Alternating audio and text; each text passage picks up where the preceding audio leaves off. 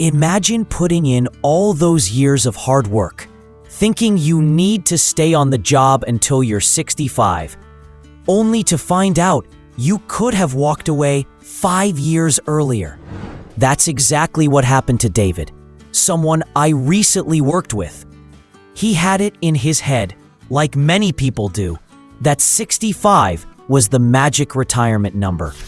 Not because of a specific rule or plan, just because it's what he'd always heard.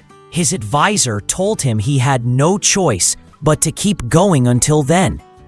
But when we took a closer look at his numbers, we found out something surprising. David could actually retire at 60 and live the lifestyle he wanted without taking on extra risk, downsizing his home, or making any drastic changes. And the truth is, he's not the only one. There are so many people out there working longer than they need to because no one's ever shown them a different way to look at their retirement plan. And let's face it, retirement planning can feel overwhelming. There are so many rules of thumb and general advice floating around that it's easy to assume you've got to play it safe and wait until the right age. But sometimes, just a few smart adjustments can open up new doors. David and his wife Linda are both 60. Their house is fully paid off, worth around £600,000, and they have 3 grown kids who are all financially independent. Linda isn't working, but David was still bringing in about £70,000 a year as a senior engineer. The job was demanding, and while he didn't hate it, he was ready for a new chapter. He told me if I could retire now, I'd do it. I just don't think it's possible. Together, they had around £400,000 in pensions, most of that in David's name, and another £160,000 in ISAs. Add in their state pensions, which will kick in at 67 and bring in just under £24,000 a year combined. And their total liquid retirement savings came to about £560,000. Not bad at all. David's advisor had focused on something called the 4% rule, a common piece of retirement advice that says you can safely withdraw 4% of your savings each year in retirement. It's a decent starting point, but it doesn't always fit real-life situations. For David and Linda, retiring before their state pensions kicked in meant they'd be relying solely on their savings for the first several years. And when they crunched the numbers using that rule, they came up short by more than £90,000. Their advisor told them to invest an extra £1,300 a month for the next 5 years to plug the gap. That's nearly a third of David's take-home pay. Not impossible, but certainly stressful. They were left feeling discouraged, like they were being told to just save more and hope for the best. So instead of sticking to that one-size-fits-all approach, we looked at their full picture using a more flexible method. We ran a simple retirement cash flow model based on a 5% return on their savings and 2.5% inflation. No extra contributions.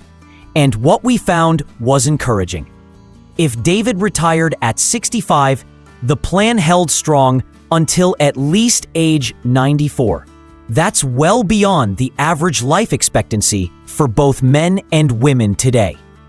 But here's the thing that really stood out.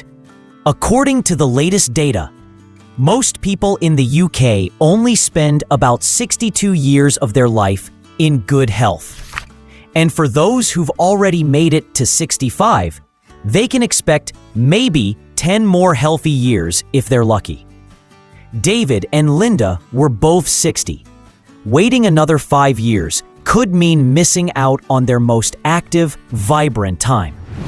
So I asked them, if you could retire now, would you want to spend those early years doing the things you've always dreamed of? Traveling, trying new hobbies, spending quality time with your grandkids while you're still healthy enough to enjoy it? They both said yes. That's when we started talking about what I call the seasons of retirement. Your early years What I call the go-go years are when you're more active and tend to spend more. Then come the slow-go years, when you naturally start to wind down a bit. And finally, the no-go years, when your activity level and spending tend to drop even further. Instead of aiming for the same flat income every year in retirement, we built a plan around how life actually works. We set their spending at £58,000 per year during their active years, then lowered it to $38,000 during the slower years, and finally to $28,000 in their later years. Of course, we adjusted those numbers for inflation to keep things realistic over time. And the result? The plan worked. Not only did they have enough money to retire comfortably, it also left nearly £770,000 of their pension funds untouched by age 100. But here's the catch. They didn't need to leave all that money sitting there. Their kids were already set to inherit the house, and David and Linda weren't focused on building a bigger estate. They just wanted to enjoy their time together. So then, we asked the big question, could they retire now, at 60? And the answer was yes. We made a few small tweaks, shortening their high-spending years from 10 to 8, and adjusting the rest accordingly. And their plan still held up. They'd spend a bit less overall across retirement, but in exchange, they'd get 5 more years of freedom.